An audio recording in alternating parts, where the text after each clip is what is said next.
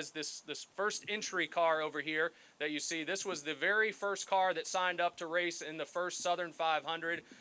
It was the Griffin Motors special, and you can see it's got the Darlington International Raceway. They used it to ride around the state and promote that first race, kind of as a rolling billboard. We got Marshall Griffin here with us today as well, and part of the Griffin family. Thank you, Marshall, for all your support and bringing this car out with us today. Also got Harold Brazington III here with us, grandson of Mr. Harold Brazington, who built our great track. So thank you all. There's been a lot of legendary drivers, legendary moments at our track over the first 75 years, and we're 30 days, just a little over 30 days away from the official throwback weekend of NASCAR, April 5th and 6th. We couldn't do these things without great support from the state, great support from our partners, and at this time I'd like to bring up our governor, who is so supportive of Darlington Raceway and NASCAR racing here in South Carolina, Governor Henry McMaster. Thank you very much. Thank you. Come on, Peggy, come on. I just wanted to have them up close because a lot of ladies go to Darlington.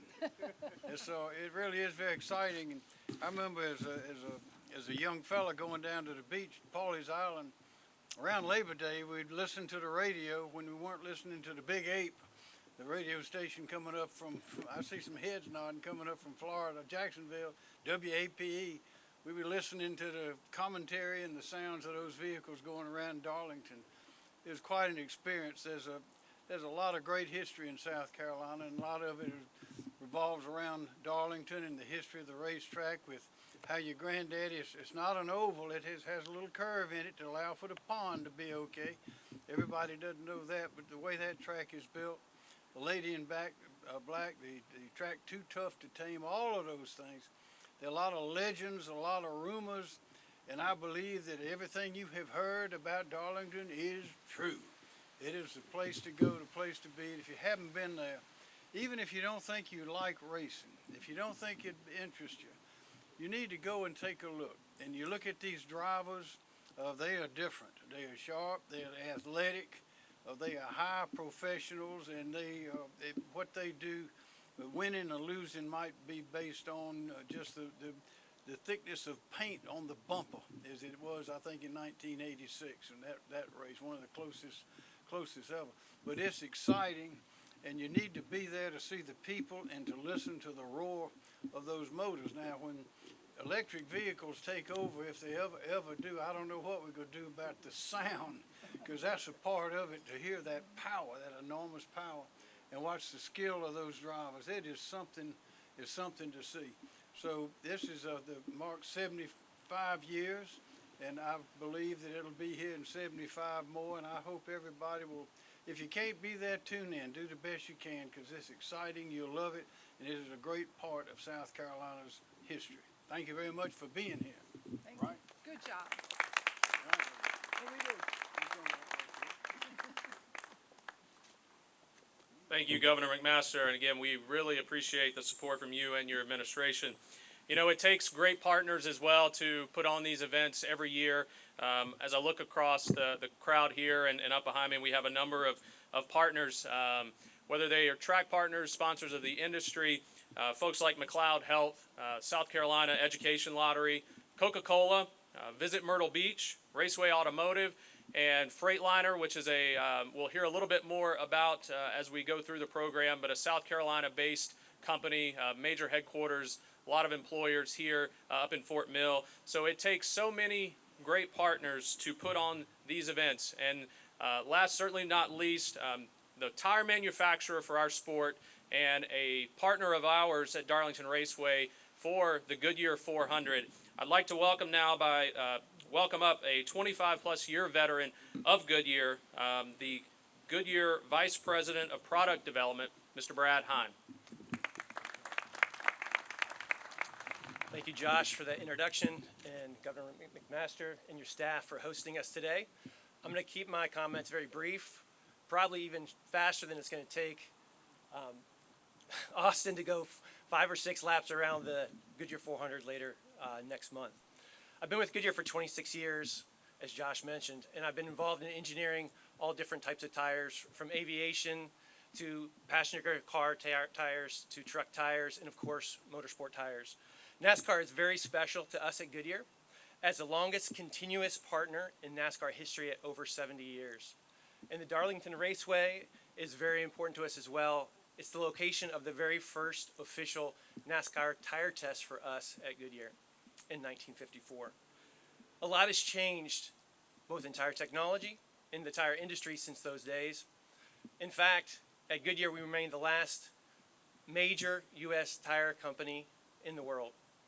As well, I'm very proud that every single NASCAR tire that you'll see around the track is built by the dedicated associates of Goodyear in Akron, Ohio, specifically engineered for each racetrack.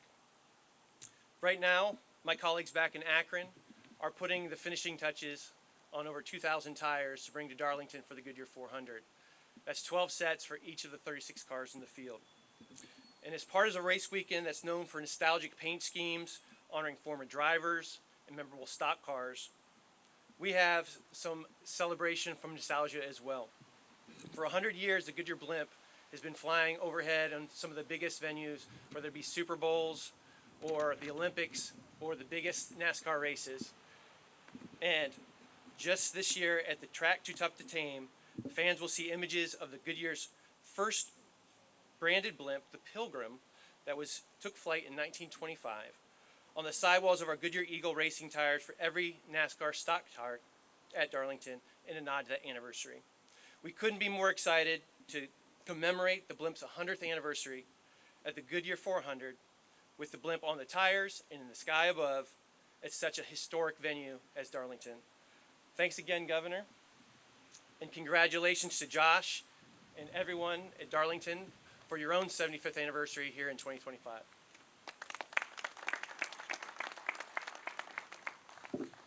Thank you, Brad. So special to have Goodyear as a partner of ours. There's such a natural tie-in with their history and the history that we celebrate at Darlington Raceway. He mentioned the 100th anniversary of the Goodyear blimp. We're so excited to welcome the blimp later this year, April 5th and 6th. You know, one of the things that the races at Darlington do every year is generates a significant amount of tourism impact for the state of South Carolina, for the PD region. Over $112 million annually from our 2 NASCAR event weekends, from visitors from 50 states and multiple countries around the world come to South Carolina. They come to Darlington to experience the Southern hospitality that we provide, great racing, and then while they're here, they travel around, they go to our beaches, they go to the mountains and the upland areas, and really it is such a great opportunity for us as a vehicle to literally bring fans from around the world to visit our great state. I do want to thank Dwayne Parrish and the South Carolina Department of Parks, Recreation, and Tourism for their ongoing support and partners in tourism and driving tourism to this state. We couldn't do it without them. You know, Throwback Weekend, it's a reunion for former competitors. We honor their legacy. We honor their contributions to NASCAR. We reconnect legends with our fans. And then we celebrate the present and the future of our sport today. And my next guest is part of that future. He's part of our present. He is a 13-time winner and the 2020 driver champion for the NASCAR Xfinity Series. He's the 2022 Cup Series Rookie of the Year and the first Cup rookie to win the Daytona 500 back in 2022. He's the driver of the number 2 Team Penske Ford Mustang. Please welcome Austin Cindric. Good afternoon, everybody. I'm sure you guys are all wondering why I'm here. Mr. Governor, thank you for letting us invade your driveway with my race car. It's obviously really exciting to talk about Throwback Weekend. I'm a huge history buff when it comes to our sport, and congratulations to everybody at Darlington. Josh, you guys in 75 years, that's pretty awesome, pretty exciting, and exciting for me to be a part of it. You know, with racing and race cars, you know, it takes a lot of sponsors, and those sponsors, those race cars, those paint schemes really excite our fans, and Throwback Weekend is really exciting for the competitors just as much as it is for the race fans to be able to see some of the classic cars that made people either fall in love with the sport or the cars that make you really think of the sport's history. And you know, the car that we're going to run this year on the 2 car, is something I think is very recognizable for a lot of race fans, and something that I'm really proud to share with everybody. You know, I will say I got to thank everybody at Freightliner. You know, this is an important race for them on our schedule just because of their presence in the state of South Carolina. They've got a manufacturing facility in Gaffney, a headquarters in Fort Mill. So they're always excited about our Darlington races, but I think our race car is something that gives them a little bit more to be excited about as well as our race fans. So, Mr. Governor, I don't know if you'd be able to help me pull the cover off this race car here and see what we got.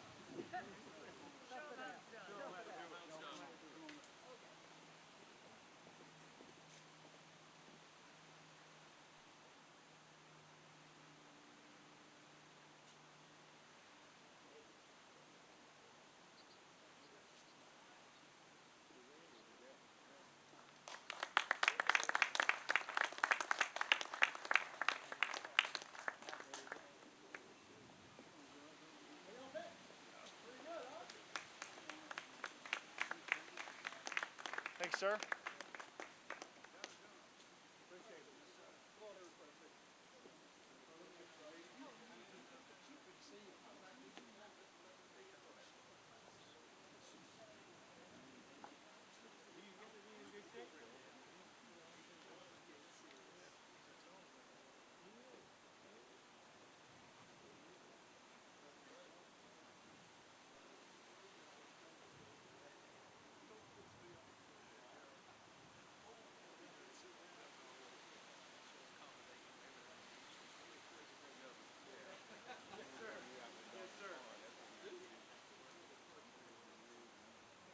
Well, I think now it's my turn to kind of give the history for those that don't know. Obviously, this paint scheme is to honor, you know, at the track Too Tough to Tame, one of the toughest drivers there ever was, Dale Earnhardt.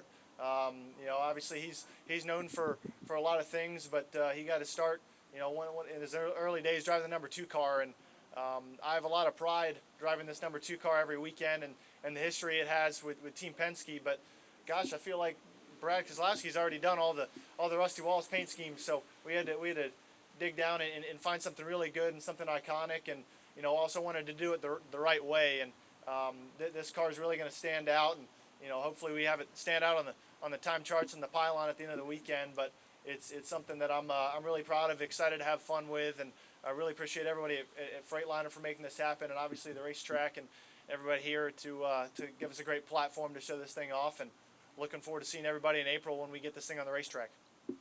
Josh? Thank you, Austin. What a great looking race car, and Austin alluded to it. This was certainly a paint scheme made famous by Dale Earnhardt, one of the toughest drivers, one of our all-time winners at Darlington. It was also run in 1979 with David Pearson winning at Darlington. So a lot of cool history and connection with this paint scheme, this car, and certainly excited to see it hit the track April 5th and 6th for qualifying, and then obviously the Goodyear 400 on April 6th. So really appreciate everyone joining us today. This will conclude the formal portion of our program. We will have opportunities for one-on-one Q&A session with Austin, with the governor, myself. Concluding, we invite everyone to stick around.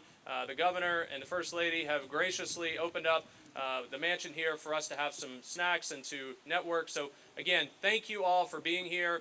Look forward to hopefully seeing all of you at Darlington Raceway, April 5th and 6th for the official throwback weekend of NASCAR and the Goodyear 400. Thank you.